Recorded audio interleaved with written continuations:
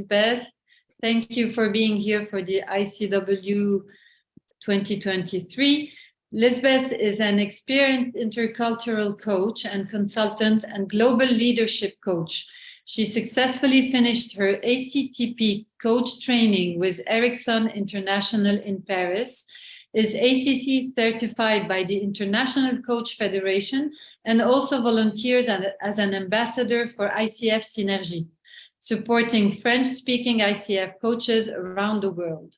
Liesbeth is a Belgian national and has lived and worked in Austria, France, and the USA.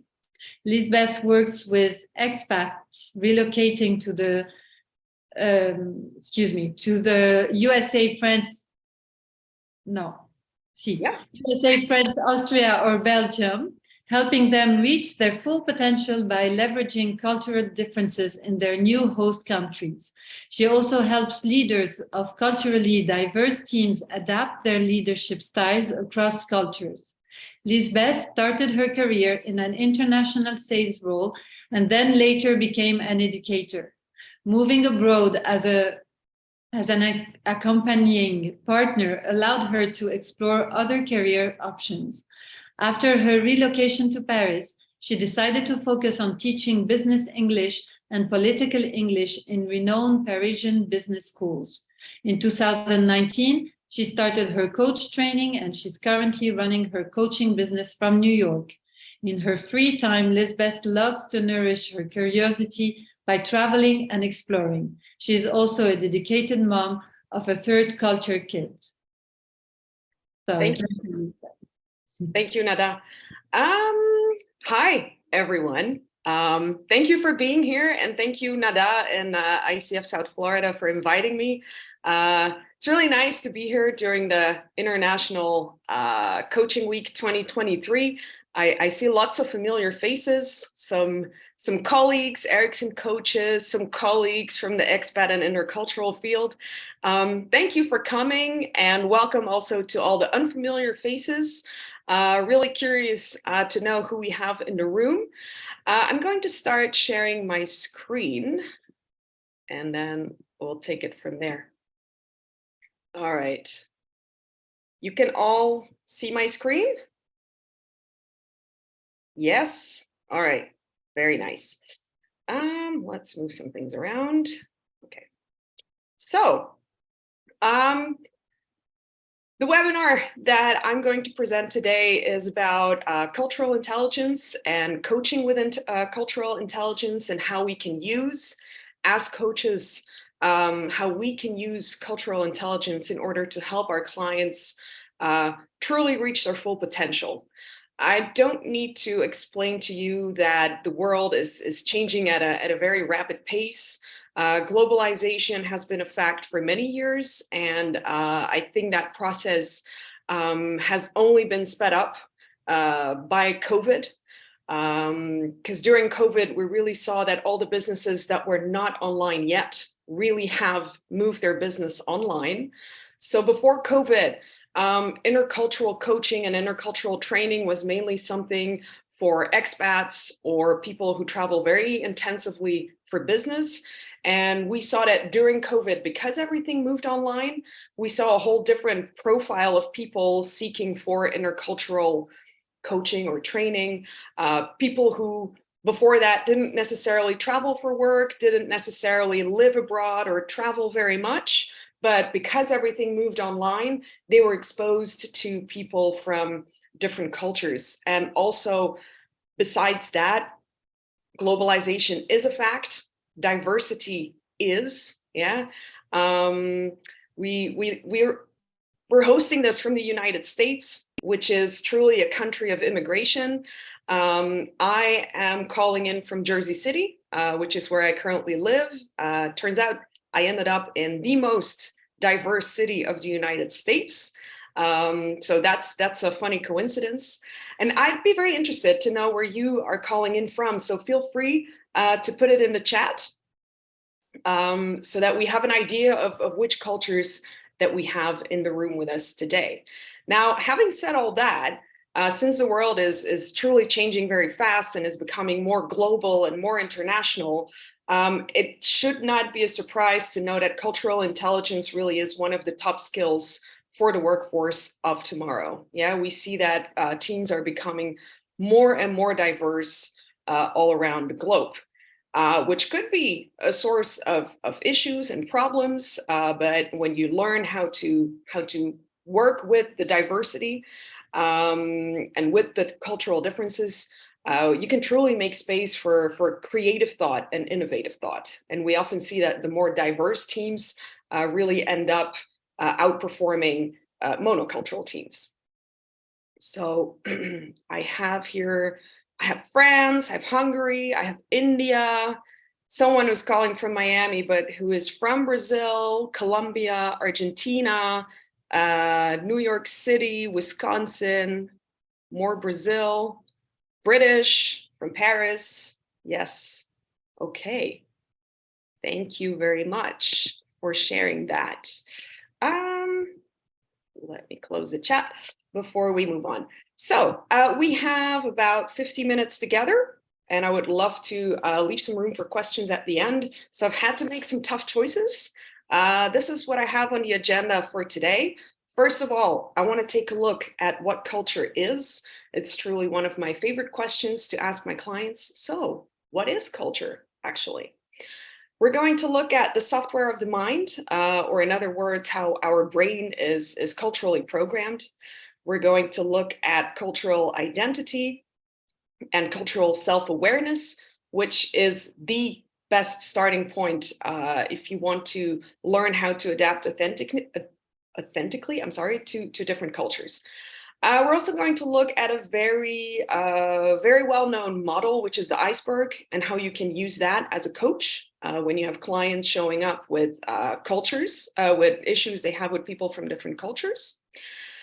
I brought 2 cultural dimensions. There's a lot of them. There's no way that we can cover that in just 50 minutes. And then as the latest step would be like being aware of all these differences, how can you actually help your clients build bridges?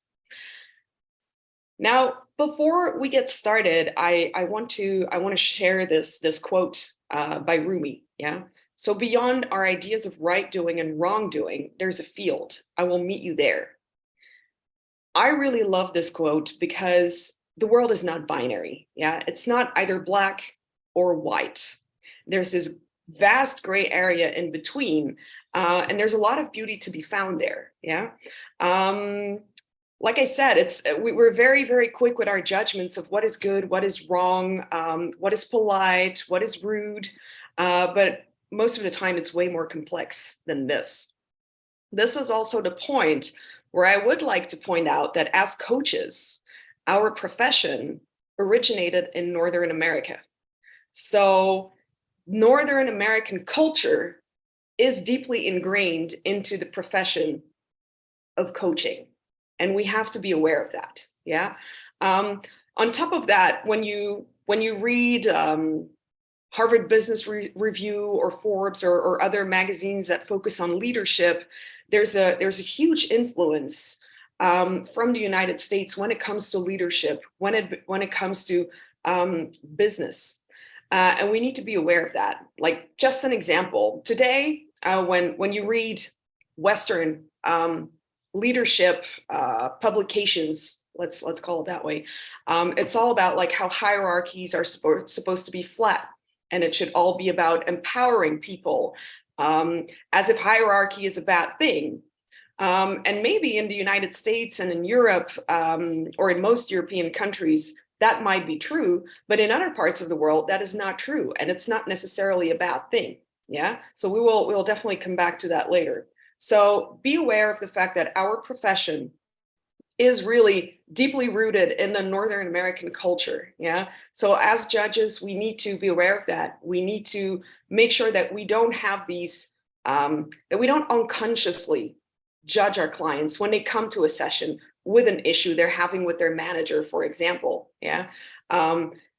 we don't want an Asian client, we don't want to inspire them to speak up and tell their boss what they think and what they feel, because that could cost that client their career. Yeah, there's a time and a place for everything. In the United States, it's okay to speak up and to really ask for what you think you are worth. In other cultures, that might really cost you your career. So we really need to be careful with that. And just show curiosity, take that step back. That's something that we're supposed to do anyway, and remain curious. And I have a little question for you. Should you treat others the way you like to be treated? What do you think? Put it in the chat, put your answers in the chat, and then we'll come back to it later. So should you treat others the way that you like to be treated?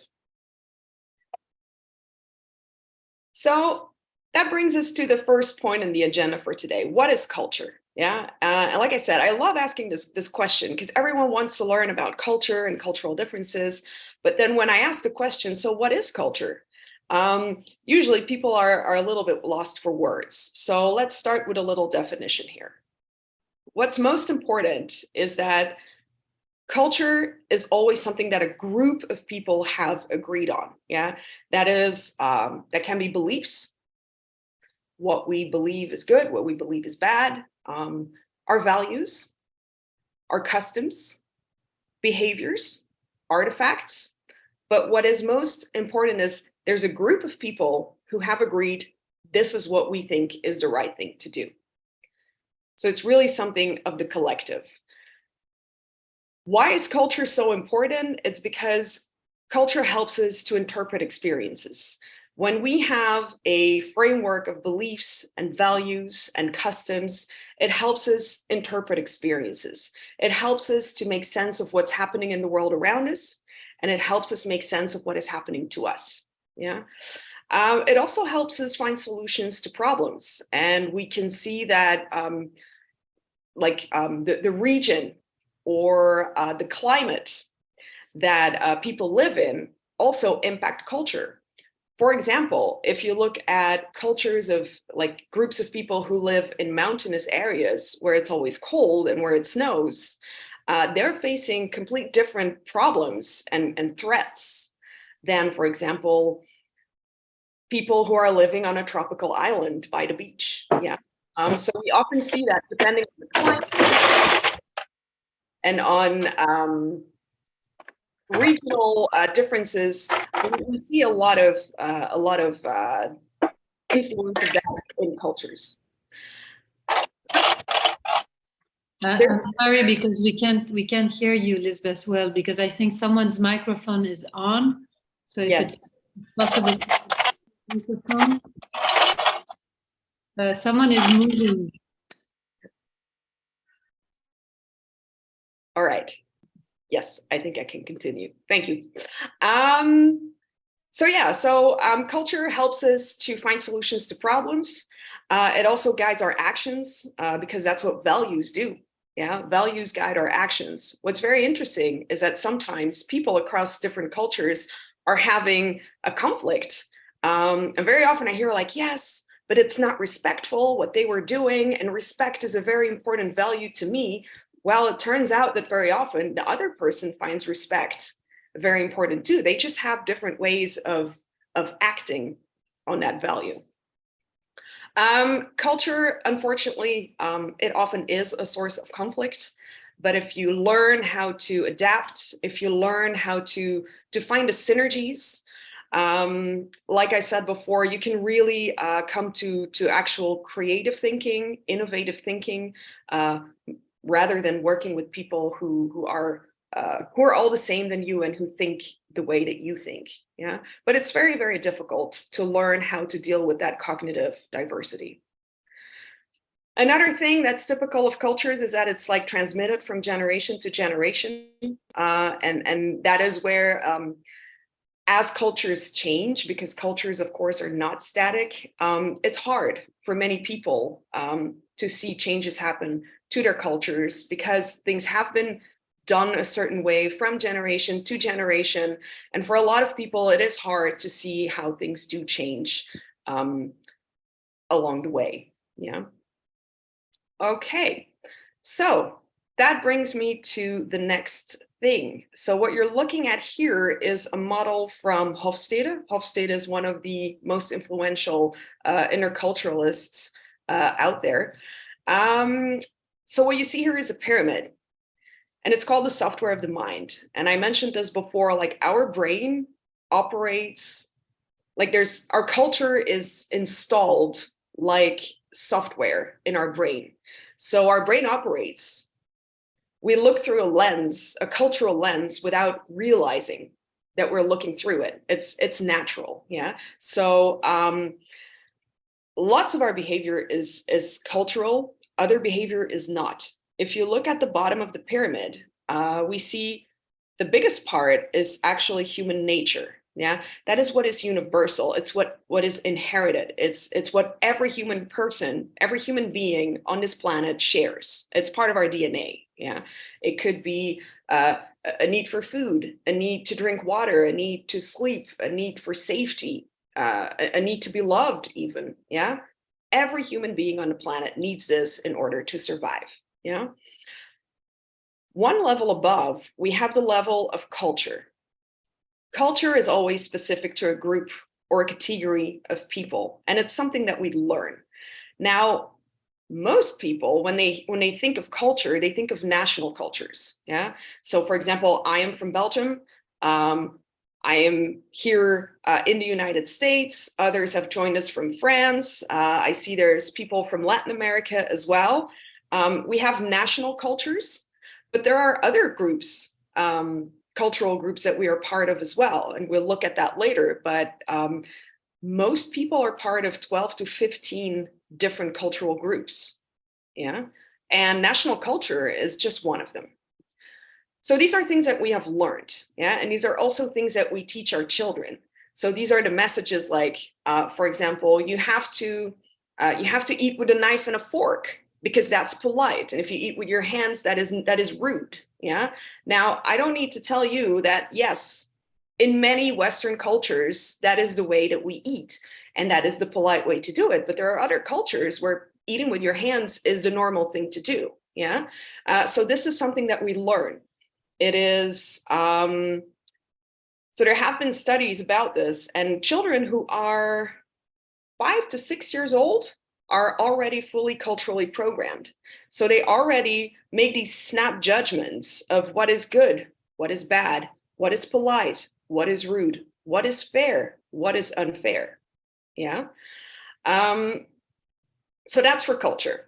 Now, what makes our work so interesting and so complex is that, above all, we are individuals. We are very complex individuals. So there is one tiny part here that is our personality that doesn't necessarily have anything to do with culture. Yeah, it's a combination of what is inherited and what is learned. Yeah, and it's really specific to the individual. For example, some people are naturally patient and others are naturally impatient. Doesn't necessarily have anything to do with culture. Yeah, so we have to be careful because I always like to say I can be in a room full of Americans, but it doesn't mean I can predict their behavior solely based on the average scores that I can find on the cultural dimensions for US Americans. People learn what is the norm where they live and where they grow up, but they also have their personal preferences. Yeah. And what's also important is that when we start comparing cultures or studying cultures, we're studying groups of people. So we are working with generalizations. Yeah. It does not apply to each individual from that culture. So also we need to be careful with that so that we don't start to think like, oh, that person is from Mexico, so probably that's why they're behaving this way. Or that person is from Brazil, so probably that person is going to behave this way. Yeah, because it's more complex than that. Now, when I said that most of us are part of 12 to 15 different cultural groups, this is something that you can use with your clients to help them create more cultural self-awareness. Yeah. So all of these things make up our cultural identity. And this is a model from Garden, Swartz, and Rowe. And if you look at the blue part in the middle, that's your personality. Yeah. And then there's 3 circles. There's internal dimensions in green, external dimensions in yellow, and organizational dimensions in red. What are these things? For example, age, the generation that you're a part of. You can have 2 people from the same town, from the same tiny village, even within the same family. One is a millennial, one is a baby boomer. They experience the world in completely different ways, and they often don't understand each other. They often don't get along. Yeah. Gender, men, women perceive the world differently. Yeah. Sexual orientation, physical ability, your ethnicity, race, and then the external dimensions. Within one country, there are regional differences. Yeah. I live in the New York area, which is typical Northeast, very urban culture, but in the Midwest, in the United States, the culture really is not the same. So within one national culture, there can be big differences depending on the region. Income, are you a high earner or are you living on the minimum wage? There are different ways that you experience the world, yeah? And it's important to be aware of these differences. Personal habits, recreational habits, religion, of course, your educational background, how long did you go to school? Did you go to university? What type of university? What's your field of study? Yeah. Are you an engineer? Are you a doctor? Are you a coach? Are you a teacher? They all have their own specific, their specifics. Yeah. So they are like subcultures by themselves. Parental status. Do you have kids? Do you not have kids? Are you married? Are you single? The type of relationship that you're in. Also, on an organizational level, it could be the role that you have. Yeah. Are you an executive or are you entry level? Yeah. What field do you work in? People can, for example, live in or work in the same company, but one works in accounting and the other one works in sales. If you've ever noticed the differences between accounting and sales, they can be worlds apart. Yeah. Your seniority, the location that you work could be the same company, but one office is, let's say, in New York City, and the other one is somewhere in a small village in Texas. Can really influence the culture, yeah, on a day-to-day basis. So lots and lots of things that you can question your clients on. Why is this important? Because before you can start studying other cultures, it's important to be aware of who you are culturally first and how others might perceive you. Because since culture operates like software, yeah, in our brain, we're not conscious of our culture, and we're not conscious of how we are culturally programmed. Yeah, we don't know that we're looking through a certain cultural lens. So it's like the fish in the water. The fish lives in the water and needs water to survive, but most fish don't realize that they need the water until they're out of the water and gasping for air. And that's the same with culture. When we are in our own culture, we don't realize. We're just oblivious to that fact. Yeah, and it's important to know that the way that I experience the world is not the way that you experience the world, because we do have a lot in common, but we're also very different in many different ways, and that's okay. Yeah. So be aware of these differences. Be aware of how you are culturally programmed. We can help our clients to figure out their cultural identity. And yeah, and then obviously the question is, now that I know how I am culturally programmed and how I perceive the world, how does someone from a different culture perceive me as someone from my culture? And that's often a step that is overlooked in classic cultural training. where we only focus on where you only focus on, okay, I'm going to be dealing with a person from culture X, so I need to have all the do's and don'ts, yeah, which often leads to a false sense of security and people making big mistakes because they're just not being authentic anymore, yeah. And that brings me to the iceberg model, which is it's very common. So you might be familiar with it already. And what is typical with the iceberg is that only a tiny part sticks out, and the biggest part is under the water. So that's the part that we don't see. The part that sticks out, we like to call that the surface culture, or the visible culture, or we can even call it the tourist culture, because this is the part of a culture that you see when you're visiting a country, when you're either a tourist or when you're on a business trip. Yeah. You can see the food that people eat, the music they listen to, the languages they speak, maybe some holidays that they observe, the clothes that might be different, arts and crafts, sports, games, things like that. Yeah. But where it really gets interesting is the deep culture. So the part that we don't see. And what's very funny is that very often, because I do work a lot with expats, and also from my own experience, being a repeat expat, when you move to a culture that on the surface level looks very similar to yours, you don't expect to be confronted with culture shock. And when people move to cultures that are very different, for example, when an American or a European moves to Asia, they're expecting the culture shock because they're more aware that some things are going to be different. Very often they think like, oh yeah, because the food is so different and the music is different and people look different and they wear different clothes and their houses are different.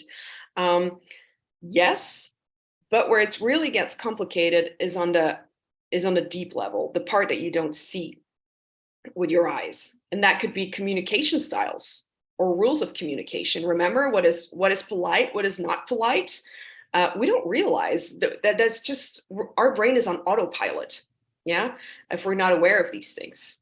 That could be facial expressions. Some cultures have very strong facial expressions. I know I have, I'm quite expressive with my face.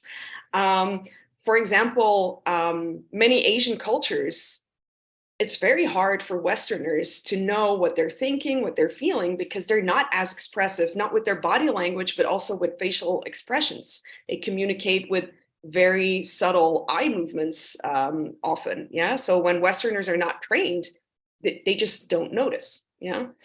So gestures, Italians like to speak with their hands. Yeah. Other cultures don't. Could be perceived as some form of arrogance or just weird. Yeah. Eye contact. In the United States, it's okay to have like good eye contact with people. Yeah. Because it creates trust. In other cultures, that would be very rude or very intrusive. Or between a man and a woman, there should not be eye contact. Could be the use of personal space. Yeah. In the United States, it's the 3-foot rule. I operate like that too. I'm from Northern Europe. I like to have like a big personal circle. I don't like people intruding. In France, often already, I thought people were coming a little too close. It made me a little uncomfortable. And yeah, other cultures, in other cultures, it's very normal to come very close to strangers, maybe have like arms touch each other or things like that. You can have very strong reactions to that. Yeah. Yeah, displaying emotions. In France, for example, at work, people can express emotions. People can get angry. Yeah, it's not something that is necessarily frowned upon to a certain degree, of course. In the United States, getting angry, raising your voice at work is frowned upon. It's a sign of weakness. You need to control your emotions. Yeah. So remember, our brain is so on autopilot on making these judgments of what is polite and what is rude, that over here you could really end up in trouble if you're not aware of it. Could also be notions of friendship.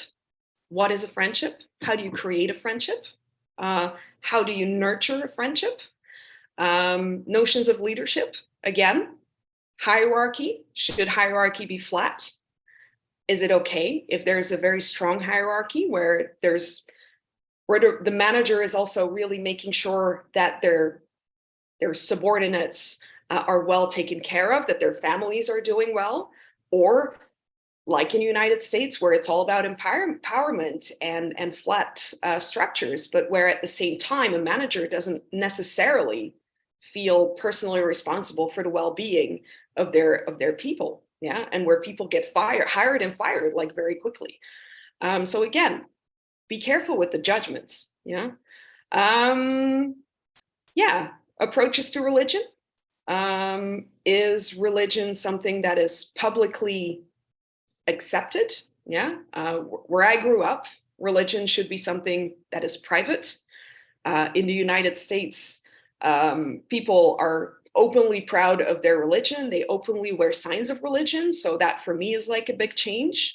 Yeah, approaches to marriage, education, that's a tricky one. Yeah. Can you, for example, have a German friend? No, I have a Belgian friend who's married to a German, and they have kids. And they had like big arguments on whether or not you're allowed to let a baby cry itself to sleep, which in one culture is absolutely not done, and in the other culture was very well accepted. So that led to tensions between them and between their families. Yeah, attitudes towards elders, where in the West we like to, kind of shove elders into retirement homes because they're a burden. In other cultures, elders are the most respected people of society. Yeah. Yeah, could be attitudes towards death, towards work. How much is work part of your identity? How much is it really a life mission, or is it just transactional, a 9-to-5 thing? Yeah. Concepts of time. Yeah.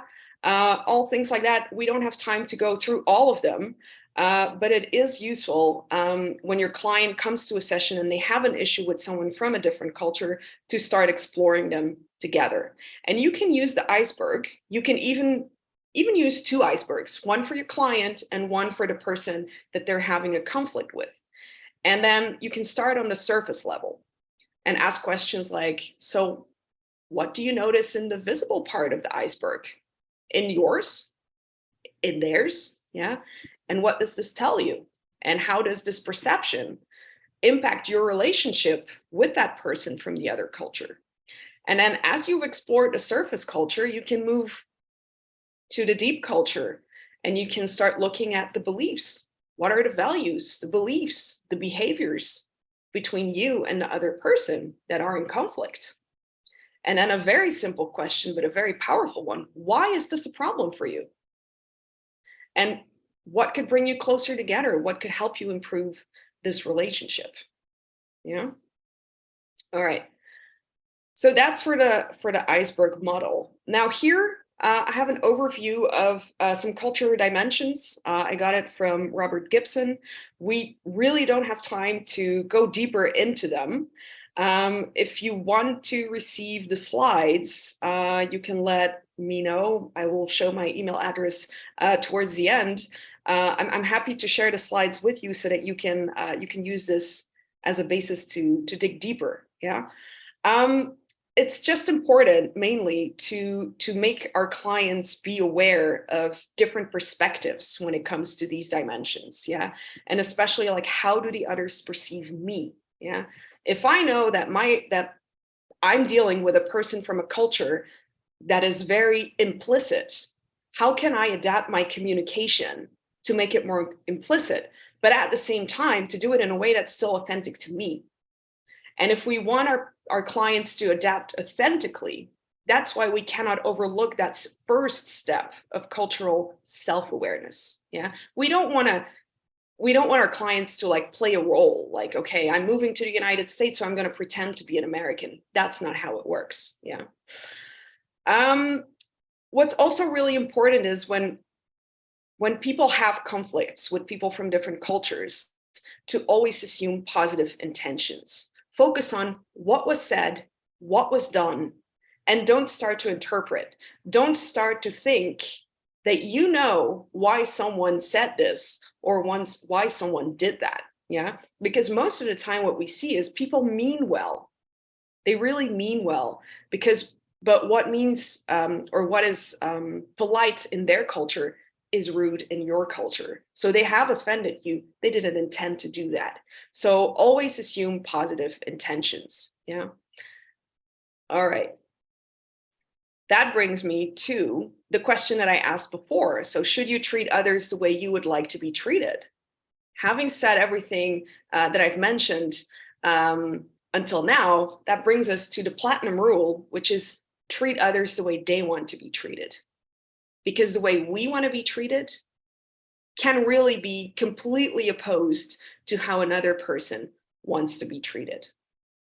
So this is what we call the platinum rule. Treat others the way they want to be treated. And then I have a little exercise here for yourself.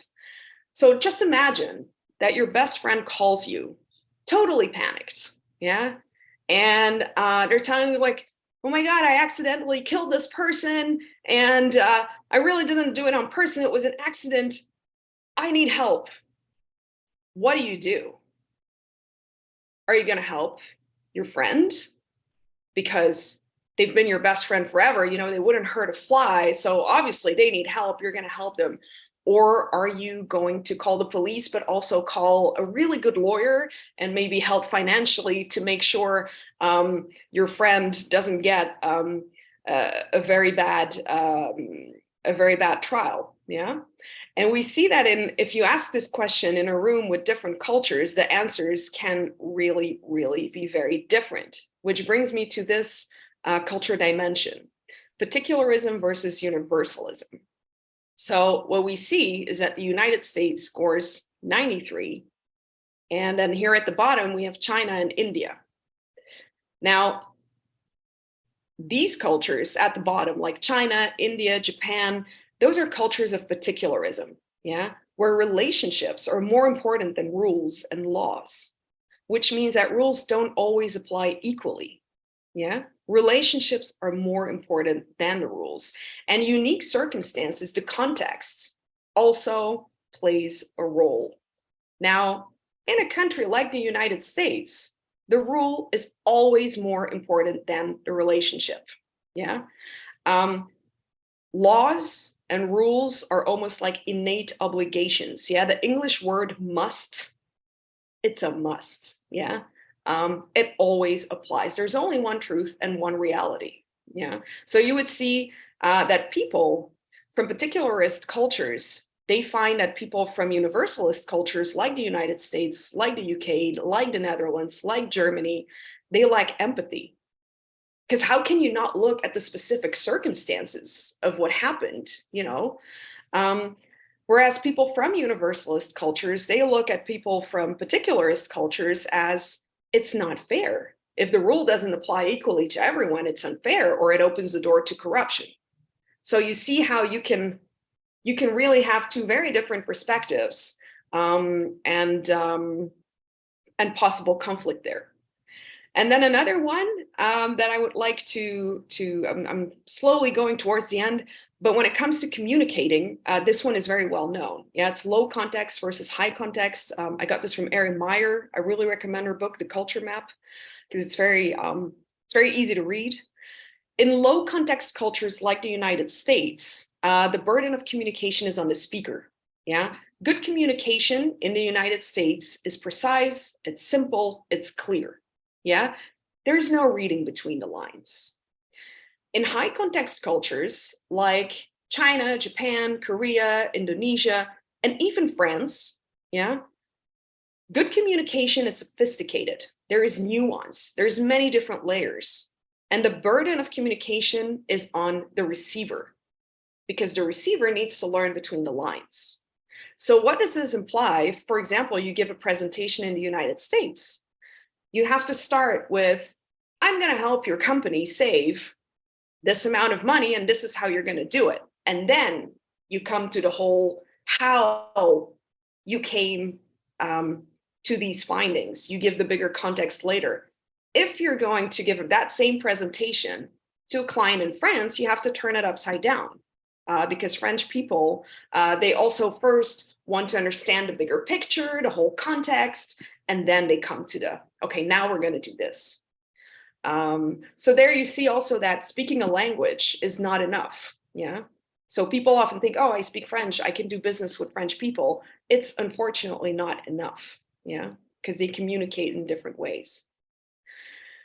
So last thing here, if you've explored cultural self-awareness, cultural differences, then of course, ultimately you want to bridge the gaps. Yeah, you want to bridge the culture gaps. How do you do that? So first of all, you need to scan the context. Your situation, the other person's situation, culture one, culture two, yeah, all the different layers that we've looked at. Second step is to observe.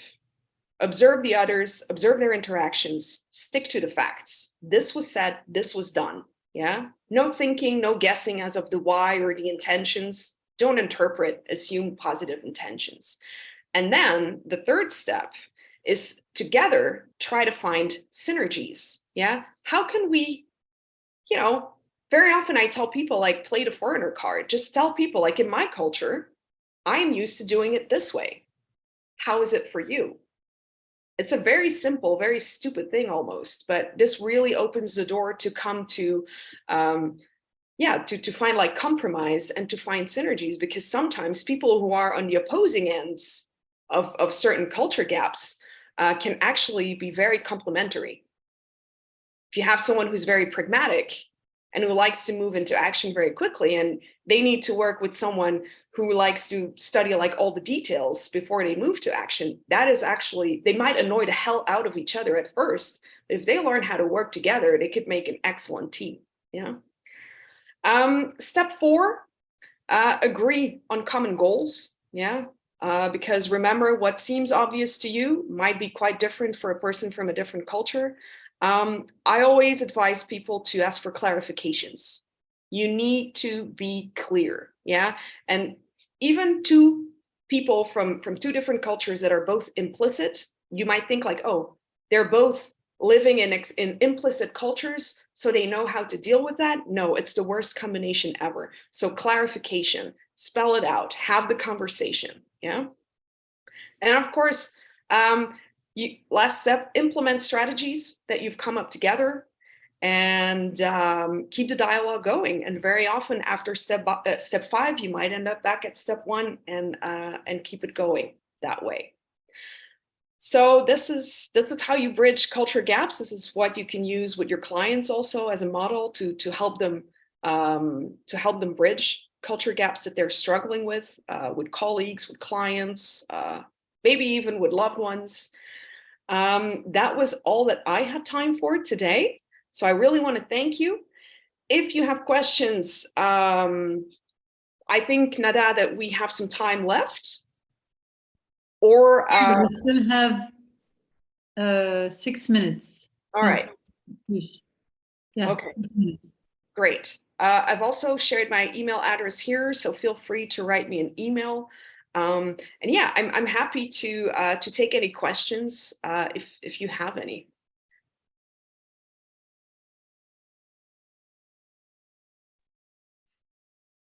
Anyone? I can't really. Nada, can you help me out? We have a question in the chat from you, Shakti. All right. Curious how often there is clarity. It's not a question actually, more, but it's a nice comment, and I had this question in mind. Like, curious how often there is clarity for any given person about how they really want to be treated. That's an excellent question. Yeah, it takes time and effort. Yeah, and it's really what I said. Like, people are complex, so the cultural dimensions and all the research that has been done on culture and how people in different cultures operate could be a great starting point. But like I said, we have to be careful not to start predicting people's behavior, because people are very different. And all these culture dimensions, personally, I find them very useful to use like in any given context, because apart from culture, people do have their personal preferences, and it's simply being aware of certain dimensions where there might be differences might also make you more receptive of trying to feel what type of person you're dealing with. I don't know if that's an answer. Yeah, I think if I can just clarify, I think that the reason that question came up for me is, because we are trying to try to treat people the way they want to be treated. In my coaching experience, I found more and more, which I think we would know regardless of coaching, but it's easier to find it in coaching, when you realize that people themselves are not necessarily that clear about how they want to be treated versus how they think they are supposed to be treated. Oh, yeah. How it's been dictated maybe their whole life about how they're supposed to be treated. Yeah. So there's a clarity there that I find really refreshing when people start to understand that about themselves. Yeah, that's an excellent point. And that's what I said before. Like we do have like all these average scores like for national cultures, but it's like, this is, I think what I heard from you, it's like what people have learned to conform to. It's a norm. Like in my culture, this is what's expected of me.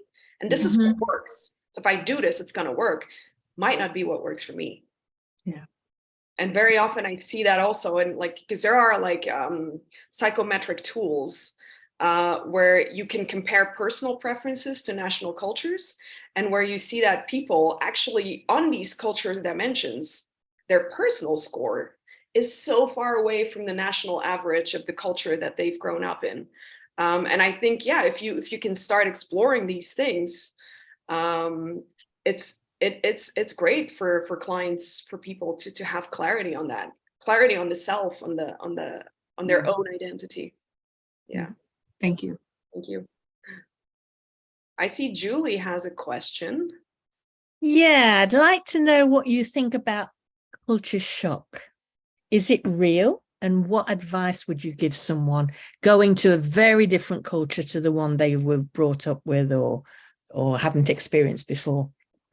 I think culture shock is definitely real. And like I said, I experienced culture shock in neighboring countries, because I'm from Belgium, and I had like really bad culture shock moving to France because I was not aware of the differences. Yeah.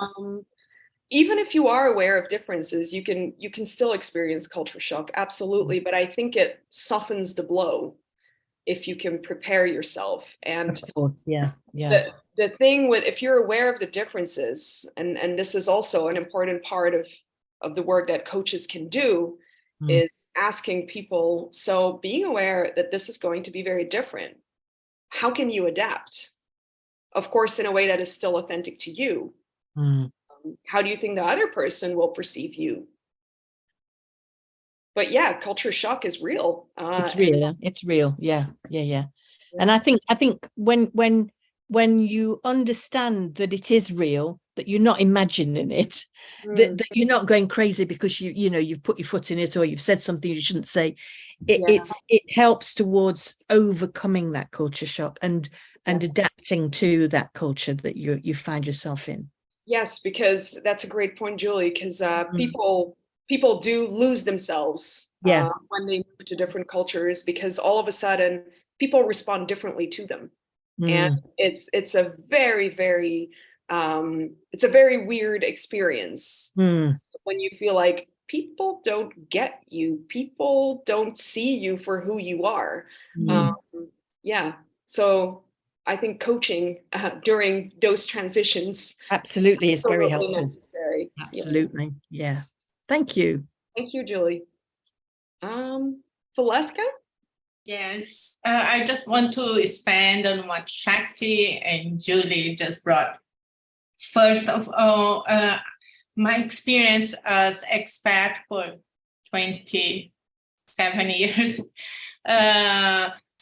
we only realize our culture and difference. We tend to only when we face the difference.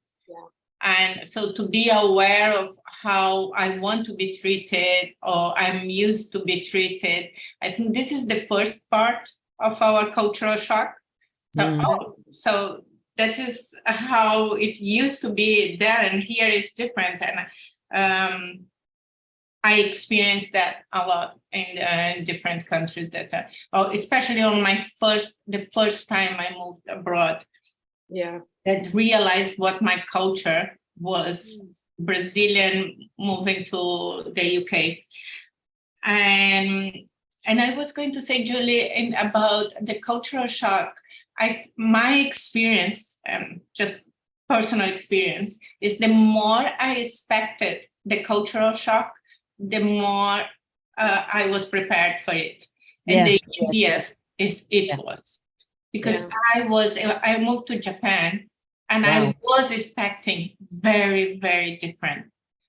And so it kind of prepared you to navigate. And I knew I was there, like, I need to be okay with not knowing anything. Absolutely. Being able to communicate, not being. And when I moved to Miami, my cultural shock was way, way bigger, because I was expecting to be much closer than my culture.